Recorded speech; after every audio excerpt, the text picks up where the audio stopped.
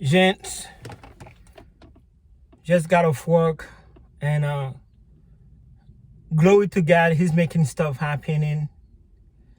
There's a position, and I'm gonna make a video about that, of course. There's a position that I've always been qualified for it, but at the time I didn't want that position because I used to want to get out of here as fast as possible, so I used to stay unloading. But now it's like a tender position. It's basically in my warehouse. It went automated, so instead of like, it's automated, but there's like an area where you still have to have like somebody to watch, making sure the boxes are not jammed up, to take off any boxes that are open. So me being there 12 years, I've been qualified to get there.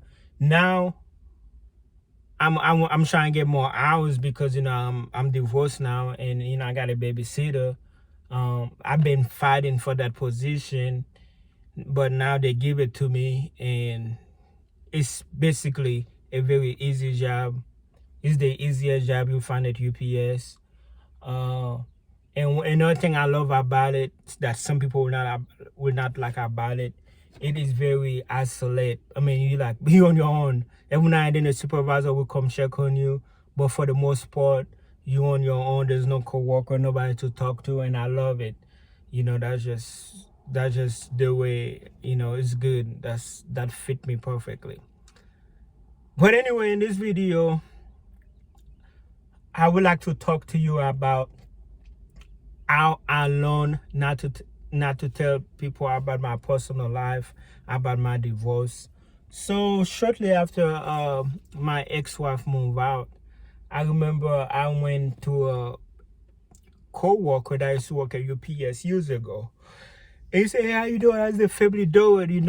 And I was like, "Man, I'm about to go to a divorce right now," and she moved out. And then he gave me that disgusting look, like, he was like, no, first he was like, why? I was like, I don't know, something about she said something about she grew apart or something like that, how it is. Then he gave me that disgusting look, like it was my fault, like I was lying to him. And instantly I regret sharing that with him. So I learned my lesson. I was like, from now on, I'm gonna keep it short. I'm like, oh, we're not together no more. I'm not gonna explain nothing. I'm not gonna say nothing if somebody asks me that in public, because after that, experience, I was like, dang, okay. So yesterday, like back in 2006, long time ago, I used to have a co-worker that I used to work with at a warehouse called Dealers. From 2006 to 2012, I was there for like 5-6 years.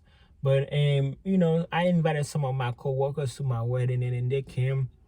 It's a more than $1. And then some other co-worker, they came. But fast forward, every now and then they will see me and my ex-wife and the kids eating at this Mexican restaurant in our neighborhood, and they will say hi, whatever. Okay. But yesterday, I was working, I was on my way home.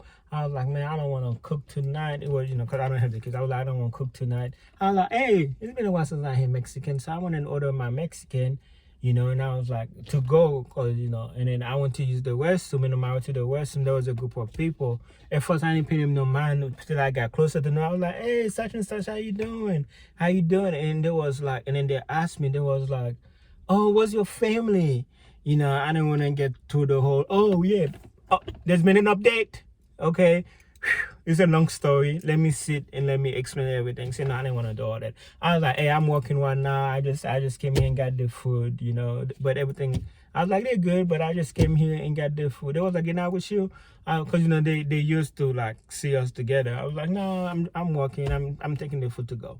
I decided to keep it very simple. I was like, you figure it out, you figure it out. You know what I'm saying? But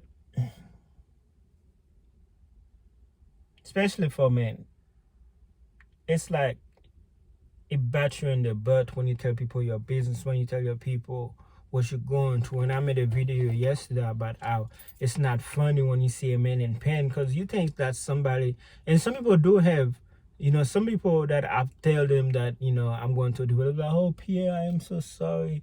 Pierre, I am so sorry. You know, like real people that I work with, real people that I know, family members, you know, they be like, Pierre, I am so sorry. You know what I'm saying? Like, they understand.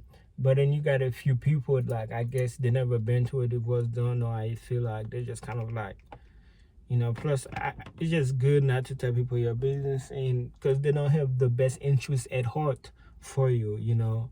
And sometimes that news that you give them, sometimes it's entertaining to them. But that's why immediately I got off of Facebook, I got off of everything because I was so embarrassed. And you know, I'm like, all right, whatever. And you know, of course, I'm pretty sure my ex-wife, from what I was hearing, was posting up with new boyfriend or new dudes, whatever she was doing, making herself look bad. But you know, I just decided to ghost out of social media. Except, you know, I kept my business social media because, you know, that's how I get paid. But the message is very simple, gentlemen. Just keep your life as private as possible, especially if you go into hard time, bad time. If somebody asks, just keep it short. You don't have to go into details. You know, they'll be like, hey, how's your wife doing? How's your kids doing? You can just say, hey, everybody's good. I mean, I'm not lying. Everybody's good. I didn't say we were still married, and I didn't say we wasn't married. I'm just saying everything good. According to what I think, I think everybody is good. Well, I know my kids are good. I think she's good. Not that I care. But, you know, yeah, so that's just, I learned to just keep my mouth shut and to not share personal information to people when they ask me about personal problem. But you know, and I say this a lot of time, you know, society just don't have sympathy for men like they do for women. It's like, you know, it's just not there. But gentlemen, I feel you. I'm here for you. I know how you feel. And what they say time heal all wounds, and yes, I really believe that, man. And it's not something you want to hear. You wish there was like a fast method, you know, that I could give you, but nah, the only thing I have for you is time itself. We're here. One day you wake up, you realize that, you know, I ain't been thinking about her today. I ain't been thinking about her all week. I was like, man, you know what? I don't even bother me no more. You know what I'm saying? Stuff like that. But keep your life private. Don't, you know, people don't have the best interests at heart. You'll think they do, but not all of them do. But good luck to you guys.